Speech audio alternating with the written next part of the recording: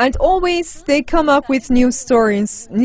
For instance, yours is one story, and I've listened to another story saying that by meteors, some cell parts were brought to our world, and when they fell upon a geyser, actually, they came together and they made a new cell. And they always come up with new stories, with new scenarios, and nobody with intelligence actually would come up and say that what are we doing and why are we providing and presenting so many contradictory theories to people. They should be realizing this very clearly. However, they are in a great indoctrination. They have such a dogmatic belief in evolution. They cannot realize that they are so irrational. They are veiled. Their thinking capability is veiled. They are aware of their illogicality, actually they are aware of their irrationality, and they say that they don't need to provide any logical steps for them. For instance, one would come up and say that the dinosaurs fell from stars. They can use the same mindset very soon, and they are very similar mindsets.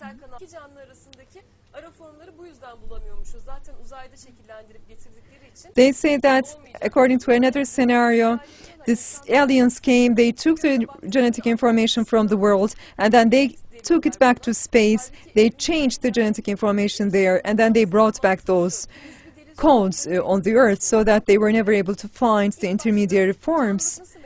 First of all, when we ask them, if they claim that there has been any coincidence, how did life originate? They say that they don't know. If they don't know this, that is adequate information that shows evolution does not exist. It has never happened. And afterwards, they start making all kinds of claims, saying that there has been some mutations that has resulted in varieties, and that varieties cause certain adaptations, and those adaptations show that there were some monkeys which were brown-colored and which showed that they were more powerful. And they are making all kinds of scenarios. They would provide no evidences. They'd never tell us where at the first start those monkeys and apes were formed, were created. And you are imagining that there is a muddy water that they imagine life has originated, and they cannot give any response when we ask them how did the first protein was produced. Just tell about this. Just explain us the first origin of the protein molecule. This way they are trying to deceive people by saying that those organisms are so-called evidences for evolution.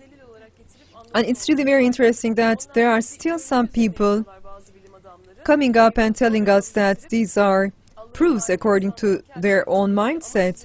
They are basing their plan on ideology.